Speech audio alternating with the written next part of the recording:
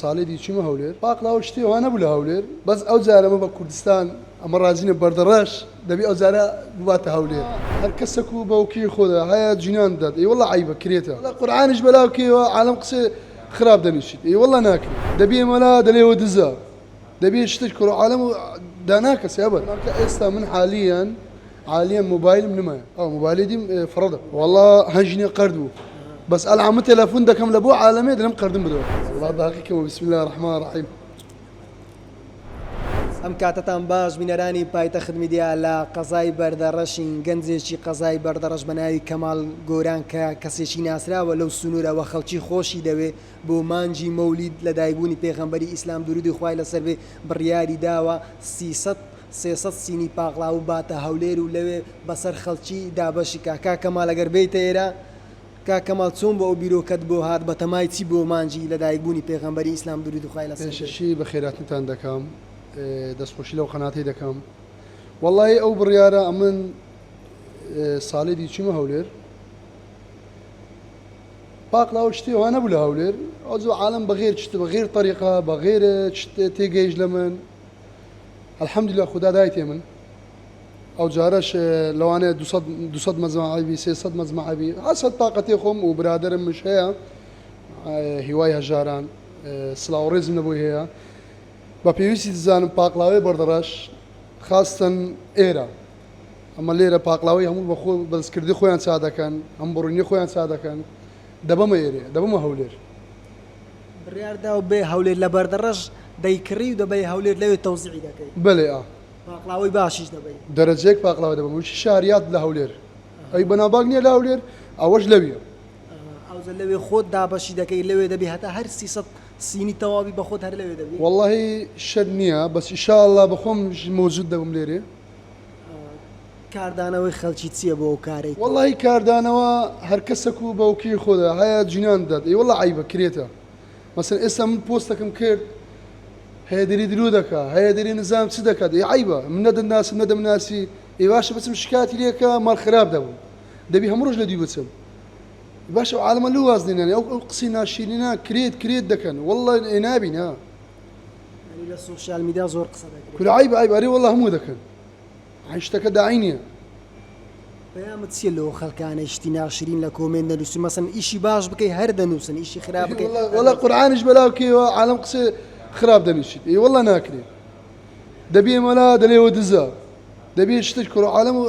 داناکە سێبەت خۆت یانە بوویتە قوربانی دەستی سوشیال میدیا ئارێ وەڵامکە ئێستا من حالیان موبایلم نمایە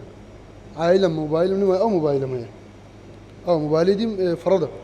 ئەوە هەمان موبایل نیەوەی لە پایتەخت میدیا پەیوەندیت بۆ دێ هەڵدەگری دەڵێ قەرداوە والله هەنجنی قەرد بوو بەس ئەلعامە تەلەفۆن دەکەم لە بۆ عالەمێ دەم قەردم بدەوە چەند پێویستە ئەوە خەڵکە وەختێک نەبوون بوو کە هەبوون بوو ئەوە ئەویش دەستی یارمەتی بۆ خەڵک درێژکە بە خودی هەندەی دایکم بەسە یعنی یارمەتی خەڵک دەدەی طبعا عەلەیکوم وەرە بەشە وەرە ماڵێ مزام چەند نەفەر دێت یعنی پێویستە ئەو کەسانەی کە خوا پێدراون یارمەتی خەڵکی در بدەن خودی وش قاردە خودی وشی دووبارە بوو ئەرێ وڵا بەس قەرد نەبوو زارا ئەتوو پارە دایتە خەڵک نا الحەمدولله لە خودێ بە زیاد بێ سان لایە خودێ لە پشتی ئەو قەردەی ئەم 3000 عیمرەش ئەگە خودی قبیل کات عالەمە قسەی ناشیاو دەکات کرێت دەکات چ بکەم پەیامت چییە بۆ خەڵکی ئەوانە کە خێر بکەن لە یادی لە دایکبوونی پێغەمبەری ئیسلام درود باشترین شت چییە هەولێر پایتەختە ئەتوگۆ دەمن هەولێر پایتەختە هەولێر عەلەمە بەس ئەو جارەمە بە کوردستان ئەمە ڕازینە بەردەڕەش دەبی ئەو جارە بواتە هەولێر نە هەولێر بینتە بەردەڕەش خەڵکی بەردەڕەش پێیان نەخۆش نییە حەزیان لێ نییە هەر لە بەردەڕەش دابش دەبی لە بەردەڕەش دابشکن بەس باە بەردەڕەشمان هەیە چکەن ئێرە مەعمەل پاقلاوەکمان لە بەردەڕەش خاوێن و باوێنن دەستخۆشییان لێ دەکەم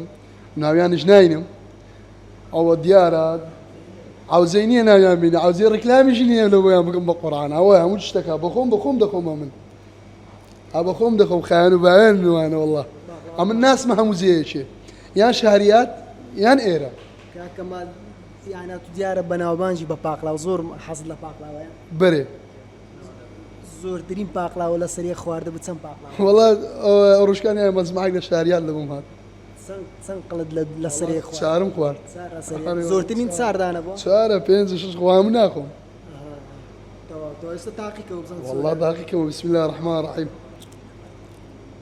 توچنەوە باقلاوەی دەبەی پێم بڵێ هەیە هەرزانە خەڵکی دەڵێن هەرزانەکەی نابات والله لێرە هەرزان و گران هەموو چیەکە چکەن شتیان ئەسلی هەموو هەرزانە لێرە باشە کاکەمەڵ بەحسی ئەومان کرێت و قوربانی دەستی سۆشیال میدیای خەڵک قسەت پێ دەڵێن ئایا ناوبانجی